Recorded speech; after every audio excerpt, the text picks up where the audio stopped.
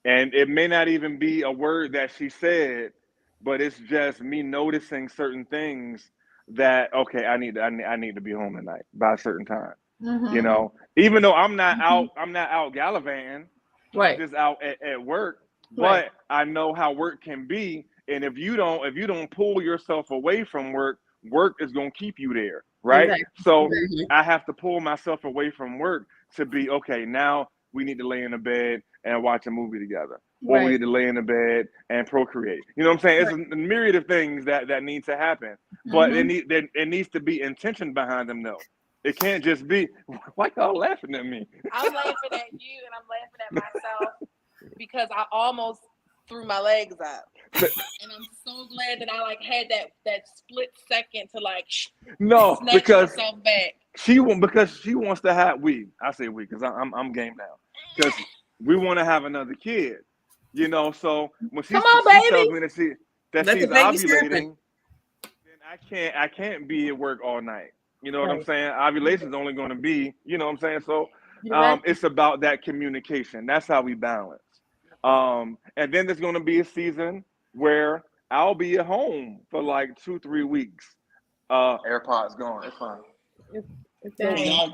you still have your... No, you don't. Wait a minute. Hold on. Oh, it is That's what gone. happens when we be talking a whole lot. Oh, AirPods dead. You know what that is? That's the ovulation clock. Really, it's really like she's ovulating. The vibes go off like ovulation. Ovulation. That's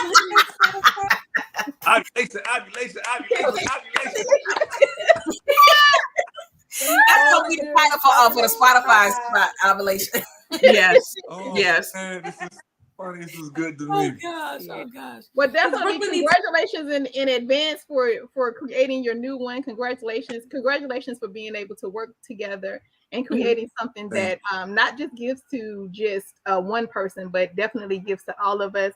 And thank you for being an example of a good Black couple who works well together. I appreciate that. Amen. Amen. Let me say this: Mary Kennedy is on and she's watching, and she wanted to make sure that we understood.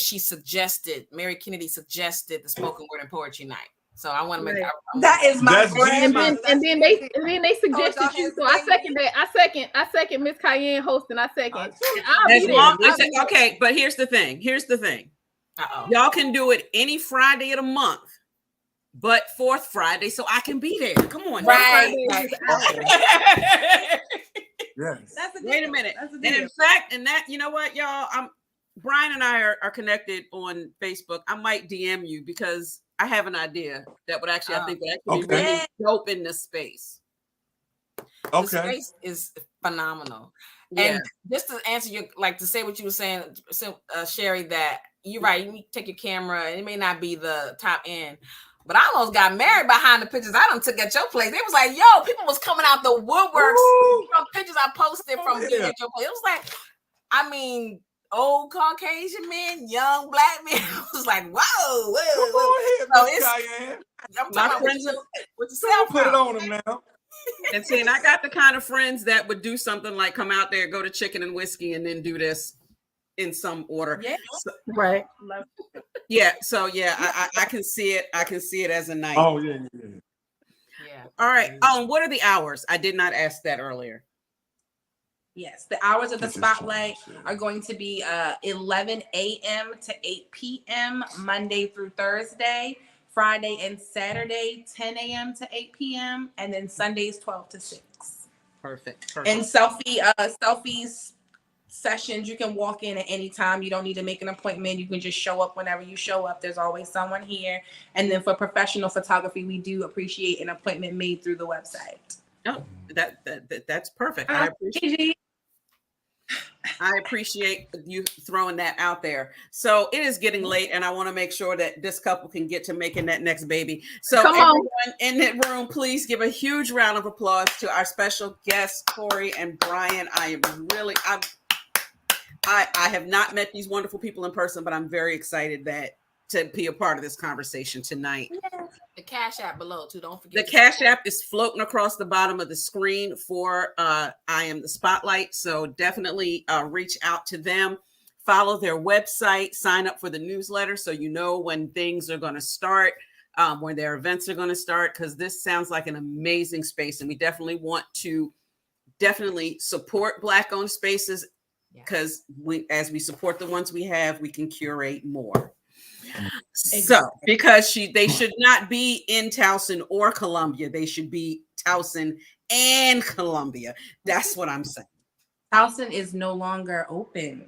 That's right. We have fully transitioned into Columbia. No, what I'm saying is there should be more than one in general. Yes. There should be more than Oh, one. no, in general. No, I agree. Mm-hmm. Yeah.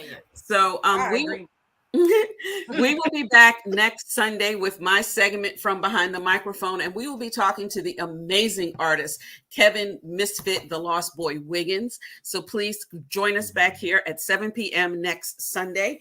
Everyone, please stay safe, wash your hands, stay healthy. We on flu season again, along with everything else that's floating around out here. So I definitely want everyone to stay healthy, and we will see y'all all again next week.